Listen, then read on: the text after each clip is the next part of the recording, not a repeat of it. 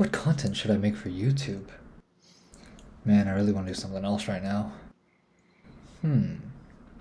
I know.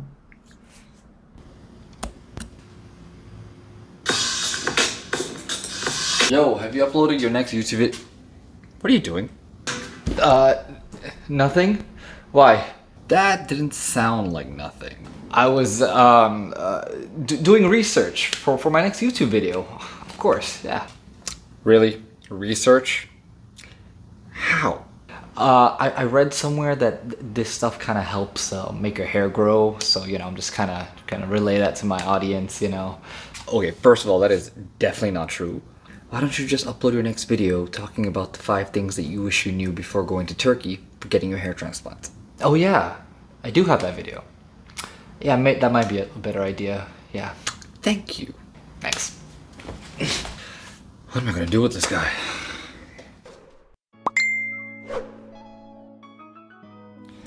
Welcome back to the channel, guys. My name is Amit, and in today's video, I'm gonna be talking to you about the 5 things you definitely need to know before you go for a hair transplant in Turkey.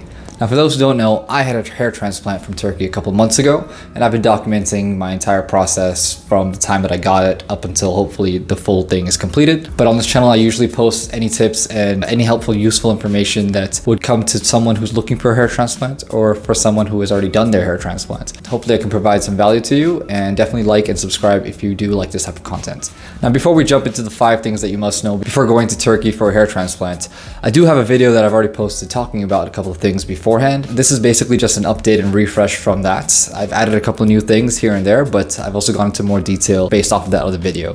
So if you haven't checked that one out, definitely do check it out. But for now, I'll be going through a couple of different things for this video. For the first and foremost thing that I think is the most important thing to do before going for a hair transplant in Turkey is making sure you do your right research. There's a lot of different clinics out there, a lot of different information out there, especially on YouTube or Reddit or anywhere basically. Just make sure you do the right research before going to the clinic that you choose. Now, when I say research, I don't mean just comparing clinics that are in Turkey. You should also compare clinics that are in your local city. I think that's super helpful, especially before you go to a different country to get your procedure. A lot of questions you'll have is mostly through either the phone call or via email, but having somebody there in person physically at a reputable doctor in your local city, I think that's a very useful thing to do.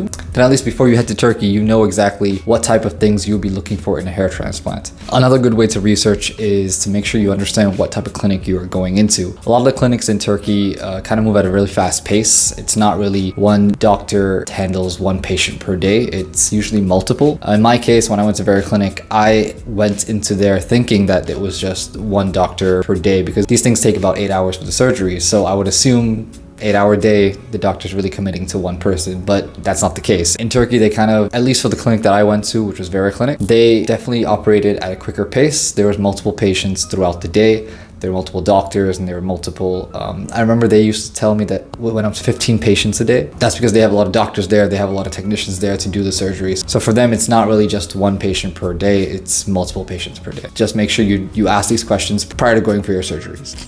I'm gonna just put this here. Much better. The next thing you'll need to know is that you will most likely have a translator when you go into the clinic. Now, you must be asking, why do I need a translator? That's mainly because a lot of the people there, at least not what you would expect, does not know English. So you have to make sure that whoever you're going to be assigned to knows English. Generally, before you even get to the clinic, they will let you know that your translator will be with you 24/7 throughout the entire procedure.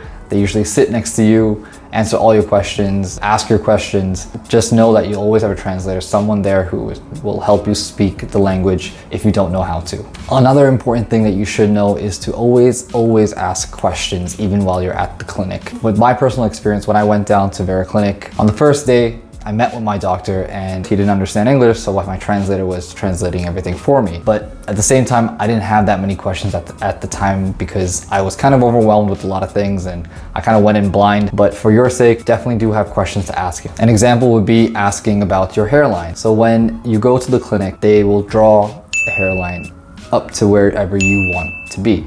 If you want it to be lower or higher, you have to let them know. If you don't let them know, they'll just assume that that's what you want and that's it. I would highly recommend you poach the question and say, hey, I need a second opinion about this. What do you guys think? Obviously, the doctor will know the best hairline for you, but if you really want to change it, you can definitely do that. The next thing that you have to know before going for a hair transplant in Turkey is that expect discomfort after your surgery. Now, I'm not gonna sugarcoat this. Getting a hair transplant is definitely a traumatic and painful experience. I went in thinking that it wasn't gonna be the biggest deal in the world, that it wasn't gonna hurt that much. But you know, on the day itself, when they're actually injecting your head with anesthesia, it definitely does hurt.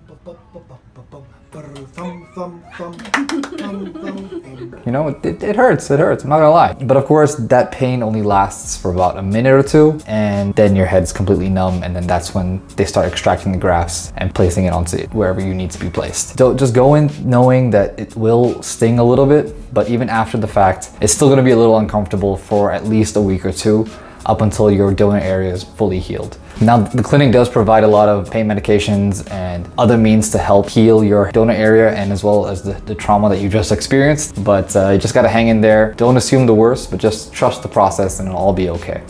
Now, the last thing on the list of the things that you need to know before you head to Turkey for a hair transplant is about the journey back. Is it very difficult to head back immediately after your transplant to your home country? Short answer, yes. It is a little rough, especially after you've just gone through a traumatic surgery. Like I said before, there will definitely be some discomfort, but for me personally, I actually flew back the day after my surgery, so on the 4th day while I was in Turkey. It was tough. I had a very long flight back, and it was a little difficult to kind of make sure my head wasn't touching the plane seat behind me or trying to lean onto the window side. It was tough, but once you get through that little phase and get back home, you're good to go. My only advice is that try not to sleep on the plane, because the moment you do and you slide your head somewhere else, that's gonna hurt all of your grafts that you've just put in. One good thing though is that when you're traveling back to your home country and you're at the airport, you'll see a lot of other guys out there who are also have the same hair transplant as you. Wait, you good looking.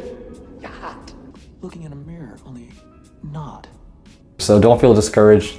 Don't be afraid. It's a normal thing, and we all want a good head of hair in the future, and that's why we do it. That's why we go there, because it's the most affordable and the most convenient for most people. I would suggest that if you have a chance to stay in Turkey for a couple more days after your surgery, you definitely should. That way it'll give you some time to heal and kind of let your donor area breathe a little bit after that surgery, and then from there you can definitely take a flight back. All right, that concludes the list for today's video. I hope any of this information was useful to you, and if you're looking to get a hair transplant anytime soon in Turkey, or if you've already booked and planned one, hopefully these little tips can give you a little more insight prior to going. I definitely do see a lot of progress since my hair transplant, and I'm extremely happy with how it's turned out so far. If you haven't seen any of my older videos on how I used to look before this, definitely check them out. All the links of a lot of the videos are in the description below. Definitely do check those out. I'm going to be posting again very soon about my 6-month update. As you can see, a lot of the hair is still there. You know, it's still growing for me. I'm excited to be posting that one, and I'll get into more details as much as I can. And again, if you do like this type of content, even my little skit in the front, definitely let me know in the comments below. I read and reply mostly all of the comments, so if you definitely want to share your experiences, just leave them below. I will most likely reply. Okay, I think that wraps it up. Thank you so much for watching these videos. Do continue liking and subscribing, and I will see you guys in the next one. Peace.